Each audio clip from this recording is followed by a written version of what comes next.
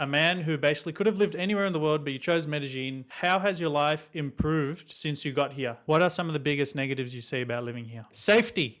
Tell me about your experience with safety in living in Medellin. G'day and welcome back. Today I'm going to be speaking to John Casto of Washington, D.C. He's been living in Medellin with his Colombian wife, who actually met in the US. They've been together for about 5 or 6 years, I believe, and they have just moved to build a new life in Medellin. They've been here for about a year. So I'm going to talk to John today about all things living in Medellin, how he runs his business here, and his pros and cons of living in the city. John, mate, thanks for joining us today. You could live anywhere in the world. You have a pretty successful business. Out of all places, you chose Colombia and you chose Medellin. Can you get into that a little bit for us, please, mate? I got a couple of reasons. My wife's Colombian, so that was easy as far as getting like a residence or a visa. But the time zone's big for me. So I work not on a 9-to-5 schedule, but I work around a 9-to-5 schedule. I would love to live in Asia, but Colombia was great too because proximity to family, being within 7 to 10 hours of my parents if I ever need to go was super cool, but also being able to get outside of the US at the same time in such a short distance is pretty cool. If it wasn't here, it would have been Mexico, but either way, we were pretty committed to the Americas as our choice. So before you moved here, did you have some other options? So you said Mexico was one. Was that Mexico City? Can you give us a few other options you were tossing up between and then tell us why you decided on Medellin? Couple things. I've been to both cities, so Medellin prior and then also Mexico City prior. Mexico City is awesome. I still would probably live there. We were just there 2 months ago. I absolutely love that city. And once again, Mexican people are some of the best on the planet. But something about Medellin, I don't know, the weather's phenomenal. I've always wanted to live somewhere nice. I've been on the east coast of the US where you have all 4 seasons, the best and the worst of them. So it's a very extreme life. I've done that most of my life. Medellin literally is paradise when it comes to good weather every day. That's important to me.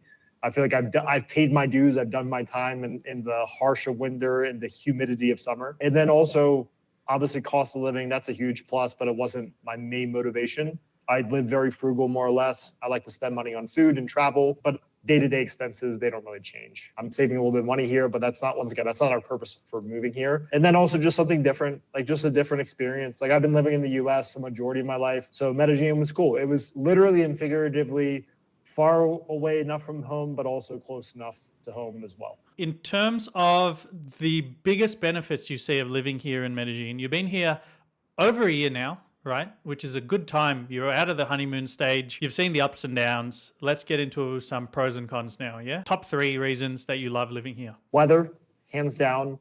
The people are freaking awesome. Colombians are phenomenal humans. Something that I learned, talking stereotypes of Colombia, people say Pais is always gonna, like people from Medellin natively are always gonna try to like take advantage of you. I've had no negative experiences. I also don't have to do business here. I just live my life here. I go to coffee shops and restaurants. So maybe that's part of it. But nonetheless, Colombians in general, I think also, now that I've been to probably like 7 to 10 different Latin American countries, Colombians, I think, are the friendliest, hands down. Like Mexicans are phenomenal too, don't get me wrong. But it's just like this next level, like how much they go out of their way to just say hello. And even if you don't know them, like it's just a very nice touch on your day. And then also just being able to meet really interesting expats too. I think that's super cool. I don't know if I would have had that experience as much had we gone to Mexico, Playa del Carmen, or even Mexico City. In terms of the friendly people, I lived in Mexico, as you know, for a year and a half, and I went there directly from Europe. So I was like, damn, these people are friendly as hell. Everyone's talking to me, everyone's friendly. But then when I got to Colombia, I was like, wow, the Mexicans weren't that friendly, because the contrast, like Colombians are like the next level of friendly, like more than Mexicans, I would say. And I didn't just visit for a week or two. I lived there for a year and a half, right? And I lived, you know, 3-4 months in other places like Costa Rica and Nicaragua.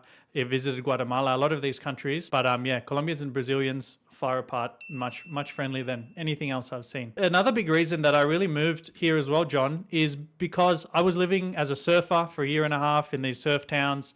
And it was all fun and games, but no one was really doing anything. I struggled to find those connections of maybe people like you who are really living their life well, enjoying it, making the most out of it, but also moving and shaking in the business world. I think that's really important, especially for guys our age, maybe, you know, 30s or late 20s who, want to build and set ourselves up for the future, get some passive income, whatever. You need some people around you who are doing some great things also. And I think that's one of the huge things that Medellin really has to offer that some other cities really miss out on. Can you tell us a little bit about some of the people you met here and how they've helped shape the growth of your business? Yeah, I've met actually a number of guys in my industry. I'm technically in the affiliate marketing space, but more specifically lead generation, pay-per-call. And I met some guys that are huge players in my industry. And I didn't have that. I was in the States most of my life, right? And living in Washington, D.C. suburb the last 20 some years. No one in Virginia, Washington, D.C. works really online. They all work for the government, or maybe they have like a brick and mortar business if they are more entrepreneurial. But it's nice to be around people that do what I do, to bounce ideas off of, to learn from, to get inspiration from. A guy I actually did some business with back in 2020, he lives here, like up in the private mountain residences of Envigado, in one of the nicest homes I've ever seen in the city. And it's motivating to see that. He's been here for, I think, almost 15 years. And he's living proof that you can come here with basically nothing and like build an incredible life if you focus and get around the right people with the right opportunity.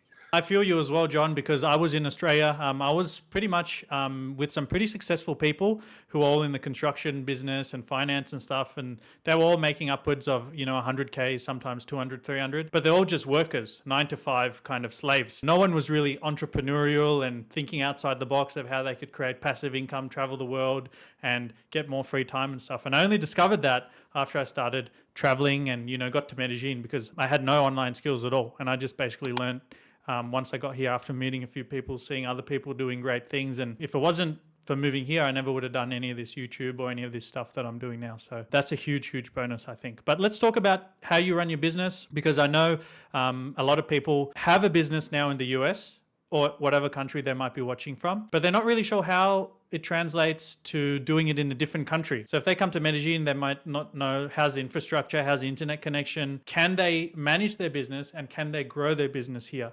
Can you please give us a bit of insight on that? Yes, I think it's possible for anyone that's already built to work online. Like, that's the first thing. The business needs to be able to exist online, ideally, right? If you want to tap into a US-based income. But as far as like day-to-day operations, internet's great. I have zero complaints. This almost feels, especially specifically Medellin, it often feels like you're not in Colombia some days. Like here in Poblado where I live, it is kind of a bubble. It's as Colombian as you want it to be, or as non-Colombian and expat as you want it to be. It's really whatever you make of it. But if you have a concern around internet connection or anything like that, or work environment, that's not going to be a problem at all. Can you tell us, a man who basically could have lived anywhere in the world, but you chose Medellin, how has your life improved since you got here? Medellin, from my experience, once again, I'm not going out partying. I'm not going on dates all the time. So this may not apply to everyone listening, because I'm sure some guys they may be single and they come here, right? And they live a little bit of a different life. I'm basically living the same life I lived back in the US. The big difference, though, I find is the culture here, and maybe it's the weather too, is you want to prioritize spending time with people. Like it's something about the vibe, the energy here. I don't know what it is. I'm happy to slow down a little bit more and then take and make more time for people. I did back in the US for sure.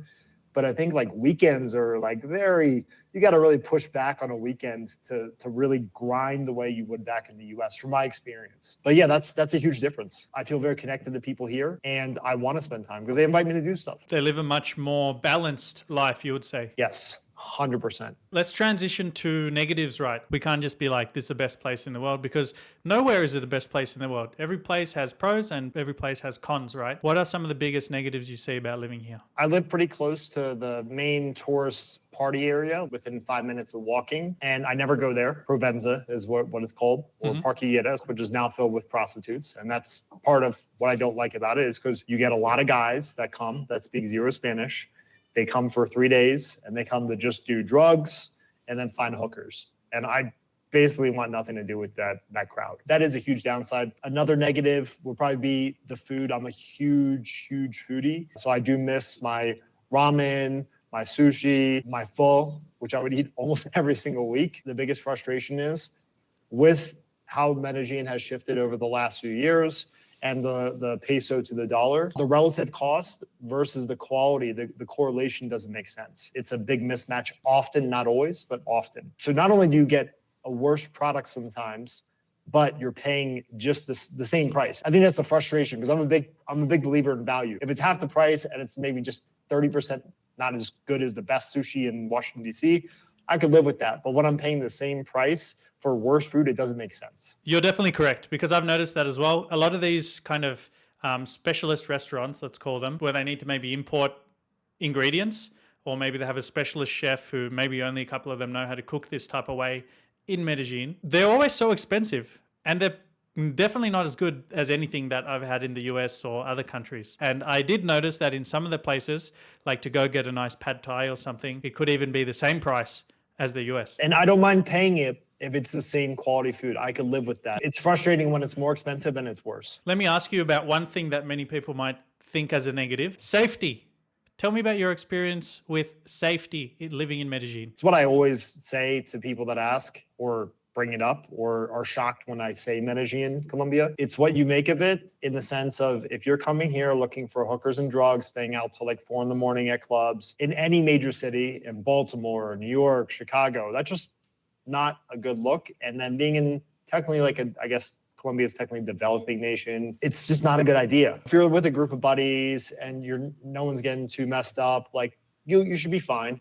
But if you're going out on your own, you're meeting girls on Tinder, this happens here, bad things happen, and you just do the same thing you read about in the news story about the guy that got murdered and they found dead in his hotel. Why would you repeat the recipe for what got him there? When it comes to safety, I think that's the first thing.